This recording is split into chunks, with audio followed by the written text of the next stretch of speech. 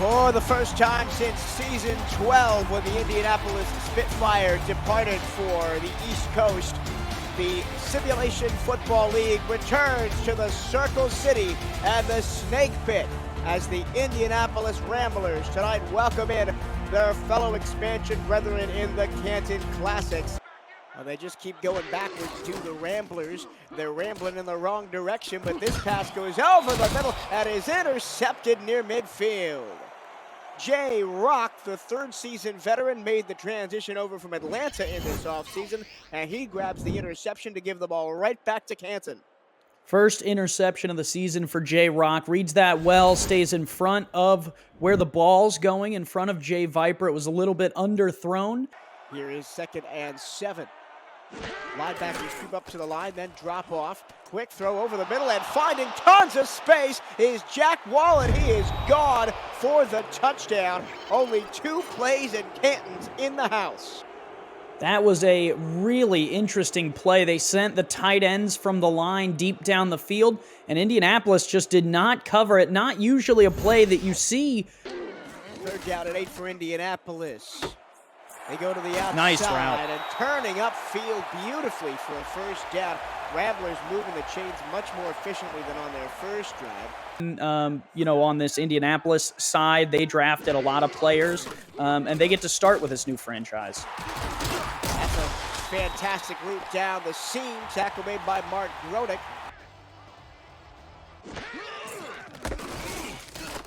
Handoff, Jones picking his way through the middle. He's got the speed, but he can't quite get away from the tackle of Bob Funk. Makes the touchdown-saving stop. The kicker for Indianapolis is Larry Barr. He was enticed away from the Arizona Scorpions in the offseason. This is only his 2nd SFL season. They wanted to make an impact with a brand new franchise. Punting for Canton is a rookie, Doug Six. And appropriately wears number 6. He barely gets that one away as the corners came heavy for Indianapolis. That's going to sit down inside the 2 and down at the goal line. You can't do much better than that. Look out, Indianapolis. They are barely outside their own goal line. Handoff, left-hand side, wrapped up and dropped is Brad Jones. It's going to be a safety for Canton. Got them 3 points, but Canton has gone quick and to the point on the offensive side of the ball, like this. 1st down and more. Kendra Hall finally tapped on the shoulder and down at the Indianapolis 26-yard line. And I think that's the play that Canton has been trying to get to for about a quarter. As going deep towards the end zone, touchdown! Oh my, how did Jack Wall snag that one out of the air? Canton extends the lead early in the 2nd quarter. Man, that wall is covered with moss because he just mossed this defense. Look at this, right over your head. And a towering figure, not just in the simulation, but in real life as well. Look out. Last week at the convention, on the run, throwing into traffic and intercepted. 2nd interception of the game for Canton. Connor Darien, the other former Jacksonville King and former Atlanta Swarm player, picks off Colin Pierce. And just when you thought the momentum might be going the Indianapolis Ramblers' way, Canton snags it right back. And that's the recipe for an interception there, Michael. Yeah, you never want to see that. And here's a go route again. It's caught by Kendra Hall. Touchdown, Canton Classics. The quick fire offense strikes again. And the boys and girls from the NFL Hall of Fame city are lighting it up in Indianapolis on SFL late night. 3rd down and 6. Got to get to the 35. 4-step drop, going over the middle into traffic and intercepted. It's Bob Funk with the pick, and put that one on some highlight reels because that was beautiful. We haven't earned that yet as an expansion team, but we're still going to take those shots. We're still going to try and be that team. First punt of the day from Maddie Wiseman as she kicks it from the back of her own end zone. It's going to be fantastic field position for Canton. 35 seconds to go. They're already almost in field goal range. Canton going to go to the air. They're going to go to a quick strike, and it's caught inside the 15-yard line. Timeout. Classics. Kendra Hall held on through a vicious hit. Oh, man, corner sits on a too soft. The safety has to come over. So far tonight, Canton has earned kind of that conversation about how good they can be, but you got to be consistent with it too, right? And if we're going to hold them to that same standard, Jack Wall, I mean, that's a drop. Through Roku, Amazon Fire TV, and more. Visit estv.co as Johnson falls forward for a first down. Don't do anything too crazy, right? You're up by 23. You don't have to force anything. Patience by Cameron Curtis. He finds Johnson, and Johnson puts the defenders back on the grass. Split back. Two receivers out to the left. Three-step drop, going to the weak side for Johnson. Johnson gets the edge, makes a tackle up the sideline, inside the 10, and down to the 5 before he's finally pushed out of bounds. But here from the 5, I think you abandon it. This time the running play goes Johnson, and he walks in untouched. There was a Ramblers defender in the backfield, but he got duped one-on-one. Or work with partners outside of people already in the community, that's huge, right? And so important for the league to kind of grow in that respect.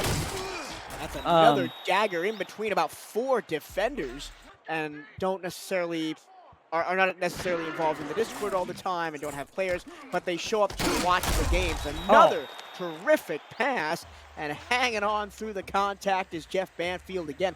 It's not a direction that we absolutely have to go, in my opinion, right? I think that when you look kind of as that's going to go in. Left side, sorry about that, Andy. You're Brad good. Jones has interrupted you by scoring the first touchdown in the Snake Pit history here in Indianapolis.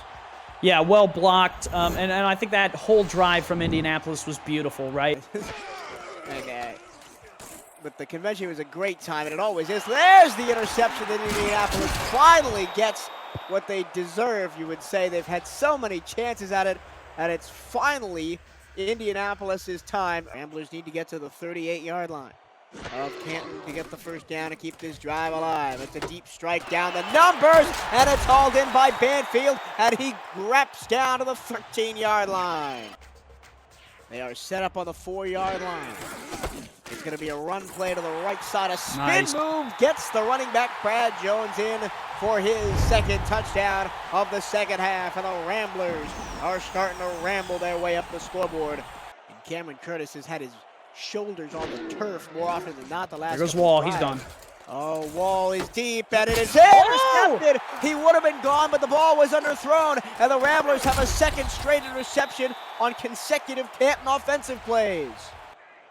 10-17 to go, only down by 2 scores, but you got to go here. Here's a pass right in between 2 defenders, and a miraculous grab that they were successful with on their last drive in short yardage situation. Jones gets a block. Got it. The outside, and he waltzes in for his 3rd touchdown of the second half. And Cameron Curtis, between last drive and this drive. Oh, look out! It's intercepted, and this one could go all the way. Indianapolis is right back in this ball game. It's a 3rd pick in a row for the Ramblers defense, and this one goes for 6. Man, and Prine, earlier in the game, Mike, we talked about it. That play, if you throw it too late, has the potential to be a pick 6. You can roll the tape back. We talked about it. Twins to get wide open on that crossing pattern. Deep down the middle goes Curtis. It's intercepted. It's the 4th straight interception for Cameron Curtis, and Indianapolis is well and truly in control of this game. Shotgun snap. Colin Pierce, plenty of time. Fires down the numbers left-hand side. Caught one-on-one coverage, and Ryan Roosevelt comes down with it. And the ball is almost across the line to gain at the snap. It's going to go to Jones, and you half expected Jones to break that last tackle as well. Evan Lacey with the touchdown-saving stop, but it's 1st and goal for the Ramblers at the 7. 2nd and goal. Up the middle. Got it. Nobody's going to touch Brad Jones. He's got 4 rushing touchdowns in the second half, and Indianapolis, from 30 points behind, takes the lead with 5 minutes to go. Up-tempo offense comes from the Classics. They'll go fast. 3 left, single right. They'll stay in this formation. Shotgun snap for Curtis. Curtis under pressure. Nailed as he lets it go, and it's overthrown and intercepted. Rest in peace, Matt Wilson. He threw it the first ever complete Hail Mary that season. It's going to be Oh, my. short, and oh, he couldn't get it